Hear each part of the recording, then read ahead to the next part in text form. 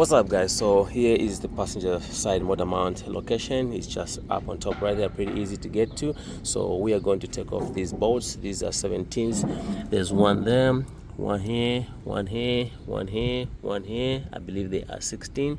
And then there's two here. And then this is a 13mm bolt, 13mm nut, so, and a 10mm bolt right there. So let me take those out and then I'll bring you guys back. Setup is going to be the same. You can see the jack with a piece of wood under the oil pan on the edge, so that's where the strongest part of the oil pan is. So you have to put that one there to actually get the weight off the engine and on the board. So let me do that and I'll bring you guys back.